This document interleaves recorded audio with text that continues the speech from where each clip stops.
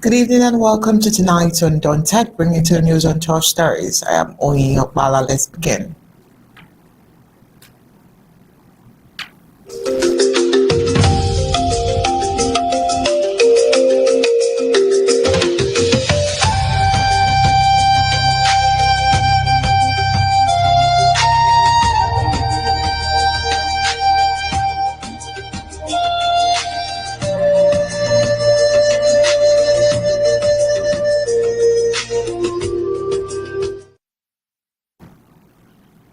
In the hills of Bamenda, night has fallen with two very different meanings.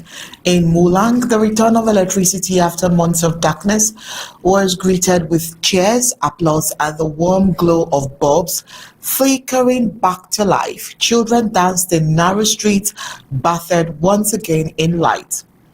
Shop owners reopened doors that had long shut at sunset. For families who had endured months without power, the hum of electricity felt like a quiet promise that normal life, however fragile, could still be restored. But only a few kilometers away in Mile 3, darkness tells a harsher story. Residents there are grappling with a sudden blackout after several electricity poles collapsed earlier in the day, cutting supply towards Bambali and plunging entire neighborhoods into shadow. Technicians from Enio cleared the fallen poles and promised a swift restoration, yet as hours stretched into night, the lights did not return. In a city already strained by electricity, a decade of insecurity in Cameroon's areas, darkness is not merely inconvenience, it is fear. Homes sit without security lightning, parents keep children indoors, and business owners close early, counting losses they can scarcely afford. When electricity fails, livelihood store, students cannot study, water systems stop running, and the most vulnerable face added risk. The stark contrast between Mulang Jubilation and Mile 3 anxiety captures the fragile rhythm of life in Bamenda, a city suspended between light and shadow, where the simple flicker of a bulb can mean hope for one community and hardship for another. All these and more we'll talk on tonight on Undaunted, but first, the headlines.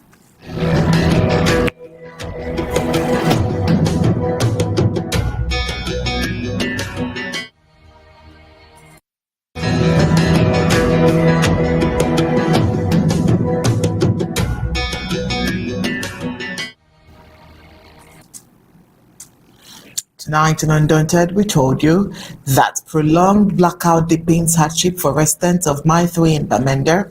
Also tonight, we'll look at the jubilation in Mulang as electricity returns after months of darkness.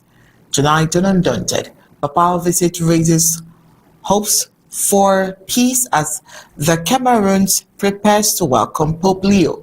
Controversy surrounds that of Anicet Ekane. Lawyers question natural causes theory. Kenyan man arrested for allegedly luring citizens to fight in Ukraine is on the African scene, while on the global scene, Arab and Muslim states condemn U.S. envoy's biblical remarks on Israel territorial claims. That's it for tonight's Undaunted. But first, let's get into the news proper.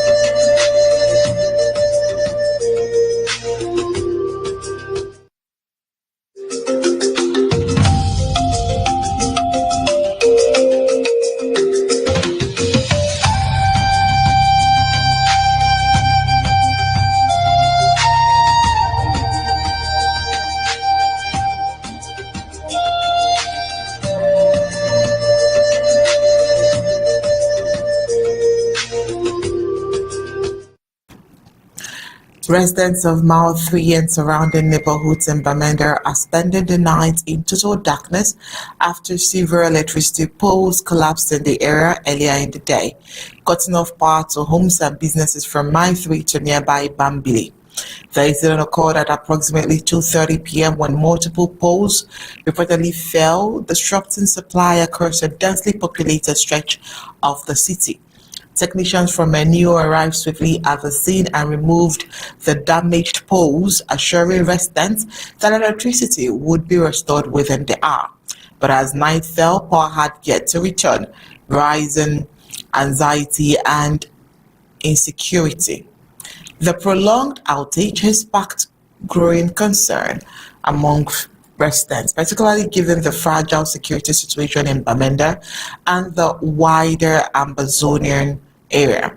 For a city that has grappled with nearly a decade of unrest, darkness brings more than inconvenience. It brings fear, with entire neighborhoods plunged into pitch black conditions.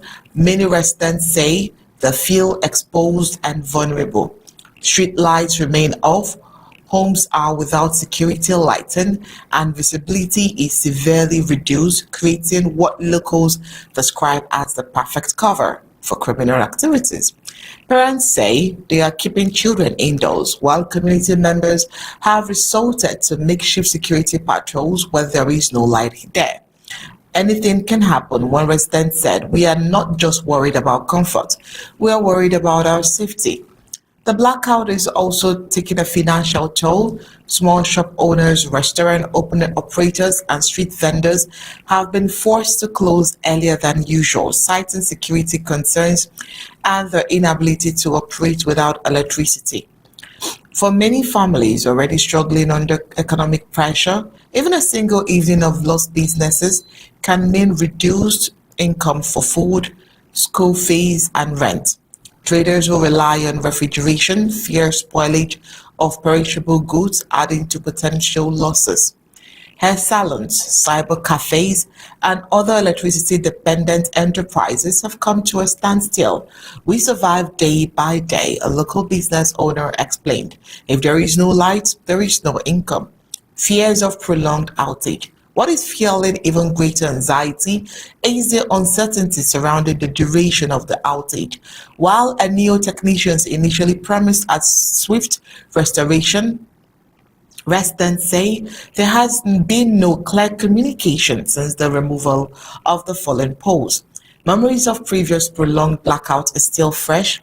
In some instances, communities have endured weeks without stable electricity due to damaged infrastructure or delays in repairs. Residents fear that what was described as a temporary disruption could evolve into another extended period of darkness. Beyond security and business losses, the blackout is compounding daily hardships. Students preparing for exams are unable to study at night. Households cannot pump water in areas dependent on electric systems. Phone batteries are draining, limiting communication in an already volatile environment. For the elderly and sick, the situation is particularly distressing. Some households rely on electrically powered medical devices or refrigeration for medication, placing vulnerable individuals at additional risk. As the hours pass without restoration, frustration is mounting. Residents are calling on NEO and local authorities to provide clear updates and urgently restore power before the situation deteriorates further. In a city already strained by insecurity and economic uncertainty, the sudden return to darkness has become more than a technical failure. It is a stark reminder of how fragile daily life remains for many lives in Bamenda. Oh well, while that is happening in Bamenda, some parts of Bamenda remain gripped by fresh power outages. Residents of Mulang are celebrating the long-awaited restoration of electricity after spending months in darkness. Cheers and applause erupted in several neighborhoods as lights flickered back on, marking the end of an extended blackout that residents say had severely disrupted daily life. For many families, the return of power is more than a technical repair. It is a moment of relief after months of hardship.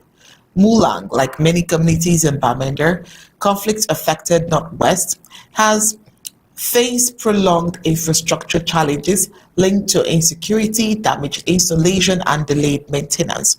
During the blackout, households were forced to rely on candles, kerosene lamps, and costly fuel-powered generators to meet basic needs. Residents recount months of difficulty. Small businesses such as barber shops, hair salons, cold stores, and phone charging points were either forced to shut down or operate at a loss. Traders dealing in frozen food and perishable goods reported repeated spoilage, compounding financial strain in an already fragile local economy. Students preparing for exams struggle to study at night, while families dependent on pumped water system face irregular access to water. For some households, communication was also disrupted as phones could not be reliably charged. We felt cut off, one resident said. When the light finally came back, it was like life returned. The restoration of electricity has injected a renewed sense of optimism into the community. Children could be seen celebrating outside their homes, while shop owners quickly reopened businesses that had remained dormant after sunset for months. Community leaders say the return of power not only restores economic activities, but also improves security in a region where darkness can heighten fears of criminal activities. Functioning streetlights and illuminated homes provide a greater sense of safety. The excitement in Mulang stands in sharp contrast to the frustration currently unfolded in Mile 3 and surrounding areas, where residents are enduring a sudden blackout following the collapse of several electricity poles. The uneven power situation underscores the ongoing infrastructural vulnerabilities within Bamenda. Electricity power provider NEO has yet to issue detailed public statements explaining the timeline for stabilization across affected neighborhood. For Mulang residents, however, the focus remains on gratitude and cautious hope. After months in the dark, the glow of electric bulb has become a symbol of resilience and a reminder of how essential stable power supply is to daily life in Bamenda. Moving on, more details are emerging about the upcoming visit of the Pope Leo to the Cameroon, a trip already stirring anticipation across the country, particularly amidst conflict-affected Ambazonia. Cameroon is one of the 4 African nations on the Pontiff's itinerary. In addition to Cameroon, Pope Leo is scheduled to visit Algeria, Angola, and Equatorial Guinea as part of a broader pastoral tour expected to focus on peace, reconciliation, and social cohesion. A major highlight of the visit will be the Pope's stop in Bamenda, the largest English-speaking city in the Cameroon's Ambazonia. Bamenda has been at the heart of the Ambazonian crisis, a conflict that has simmered for nearly a decade between separatist fighters and the government. The violence has displaced thousands, erupted education, and strained community life. The Pope's decision to include Bamenda in his itinerary is widely viewed as a symbolic acknowledgement of long-standing Ambazonian grievances. Religious leaders and civil society groups say the visit sends a powerful message that the plight of the affected communities has not been forgotten. While the official program of the Pontiff says stay has yet to be released, local church authorities indicate that interfaith prayers, meetings with displaced families and youth representatives, and a public mass are likely to feature prominently. In anticipation of the high-profile visit, visible efforts have been made to improve infrastructure in key areas. Airports have undergone thorough cleanups, major roads have been repaired, and security has been heightened in both Yaoundé and Bamenda. Municipal authorities say the works are aimed at ensuring smooth logistics and projecting a positive national image during the visit. The preparations have not gone unnoticed by residents, some of whom have questioned whether similar urgency could be applied to long-standing infrastructure and humanitarian challenges beyond the Papal tour. The central question on many minds is whether the Pope's presence can contribute to lasting peace, calm, and reconciliation in Ambazonia. Religious analysts note that while the Vatican holds no direct political authority, Papal's visits often carry immense moral and symbolic weight. In conflicts areas around the world, pontiffs have used their platform to call for dialogue, forgiveness, and national unity. In the Cameroon's case, expectations are high, but cautious. Some community leaders hope the visit could create momentum for renewed dialogue between the government and the government of Ambazonia. Others stress that sustainable peace will ultimately depend on concrete political solutions, not symbolism alone. Still, for many in Bamenda and beyond, the visit represents a rare moment of national reflection, an opportunity to shift attention from division to dialogue. As Cameroon finalizes preparation and awaits the official program, the Papal visit is shaping up to be more than a diplomatic stop. For a nation grappling with deep internal tensions, it may serve as a powerful call for reconciliation and a test of whether symbolic gestures can help pave the way towards tangible peace. Away from that, controversy surrounding the death of Anicet Ekane, it has sparked outrage with his lawyers challenging the official narrative that he died of natural causes. The Ministry of Defense announced the closure of the administrative investigation, stating Ekane's death was due to natural causes, but his legal team is pushing back. In a statement, Hippolyte BT Melly and Mayor Emmanuel Sim denounced the procedure as biased and lacking transparency, highlighting concerns over the sudden and unexplained nature of Ekane's death. They are demanding an independent investigation citing human rights principles and Cameroon's constitutions. The lawyer stressed that the family deserves answers and that public authorities have a duty to ensure transparency and accountability. The case has raised questions about the circumstances surrounding Ekane's arrest, detention, and medical care, with the family seeking full clarification. The controversy shows concerns about accountability and transparency in Cameroon's security forces. The lawyers call for independent probe, underscoring the need for scrutiny and oversight. That's it for the news from the home front. When we return right after the break, we'll head into Kenya, where the police in Kenya have arrested a man accused of deceiving dozens of Kenyans into traveling to Ukraine.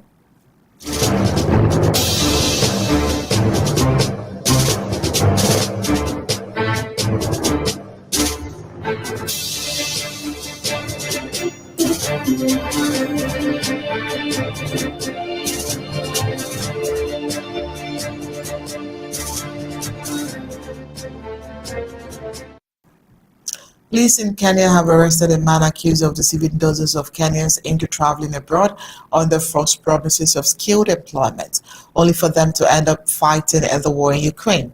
Authorities said Festus Owamba was apprehended in the northern town of Moyale before being transferred to the capital Nairobi, where he has been formally charged with trafficking 25 Kenyans last year.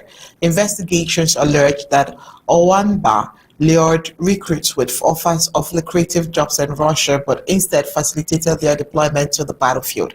According to police, Owamba attempted to flee after recently returning from Russia. His arrest follows mounting pressure from families demanding accountability and answers about their relatives who were reportedly sent to the front lines. Several recruits identified Owamba in interviews with the Associated Press, describing how they were promised technical or construction work abroad but later found themselves enlisted to support Russian military operations. The Kenyan government has disclosed alarming figures tied to the alleged recruitment network. Officials say more than 1,000 Kenyans were recruited to fight on Russia's side in Ukraine. At least 89 are believed to remain active on the battlefield. Dozens are hospitalized with injuries. 28 are reportedly missing, and one death has been officially confirmed. An intelligence report presented to Parliament suggests that rogue Recruitment agencies may have colluded with individuals in both Kenya and Russia to facilitate the transfers. Lawmakers have called for a thorough investigation into possible corruption or oversight failures that allow the scheme to operate.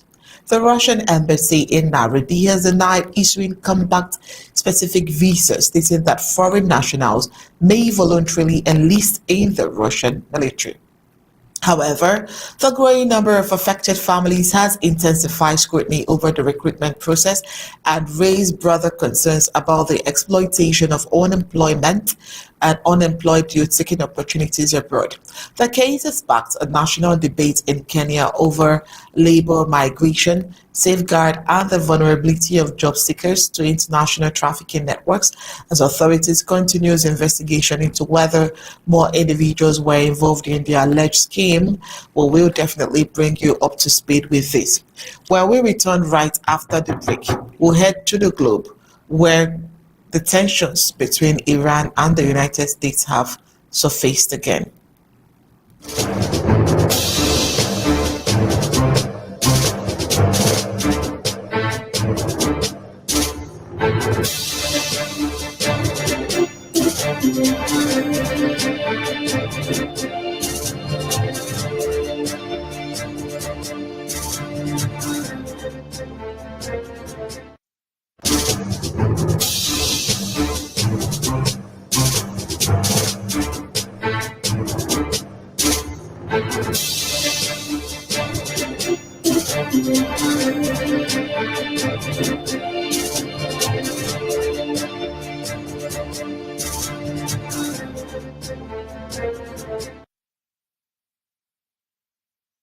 Between Iran and the United States have once again surfaced on the diplomatic stage in Geneva, where a new round of indirect negotiations aimed at salvaging a deal over Tehran nuclear program concluded Wednesday after 3 hours of high-stakes discussions. The talks, mediated by Oman, brought together U.S. envoy Steve Witkoff and senior advisor Jared Kushner with Iranian Foreign Minister Abbas Araghchi.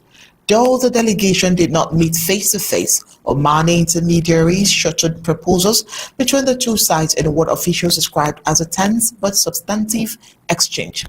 At the heart of the dispute lies Iran's uranium enrichment program. President Donald Trump has demanded that Iranian halt enrichment activities and scale back its ballistic missile development and regional military influence, conditions Washington argues are essential to preventing Iran from acquiring nuclear weapons capabilities and stabilizing the Middle East. Iran, however, maintains that its nuclear program is strictly peaceful and insists their negotiations remain narrowly focused on nuclear issues. Tehran has rejected linking the talks to its missile program or its support for allied groups across the region, calling such demands non-starters. Speaking ahead of the meeting, Araghchi warned that failure could trigger what he described as a terrible scenario. He cautioned that renewed confrontation would place U.S. military installations in the region and Israel within range of Iranian retaliation, a statement likely to deepen anxieties in Washington and among U.S. allies. Despite the stark rhetoric, Oman mediator characterized Wednesday's session as creative and positive, suggesting that while gaps remain significant, channels of communications are open. Diplomats familiar with the process say technical discussions are expected to continue in the coming days, with both sides weighing interim steps that could de-escalate tensions. Outside the negotiating room in Geneva, the military backdrop underscores the urgency. The United States has repositioned a substantial naval presence and air assets in the area in recent weeks, signaling both deterrence and preparedness should diplomacy collapse.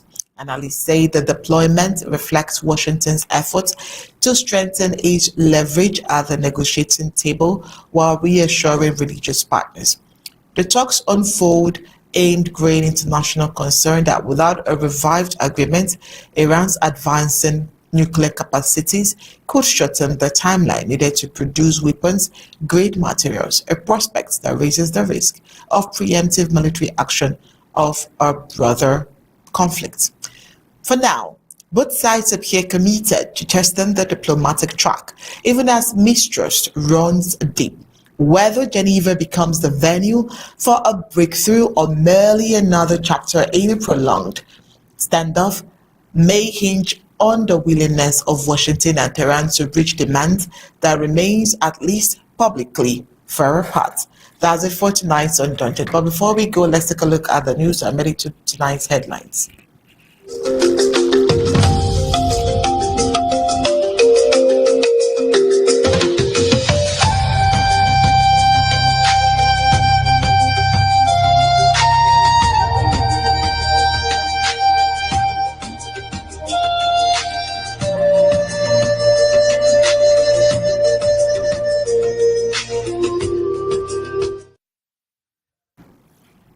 Tonight on Undaunted, we told you that prolonged blackout deepens hardship for residents of Mile 3 in Bamenda. Also tonight, Jubilation in Mulang as electricity returns after months of darkness. Also tonight, we told you that Papal visit raises hopes for peace as Cameroon prepares to welcome Pope Leo. Controversy surrounds death of Anicet Ekane, lawyers question natural causes theory.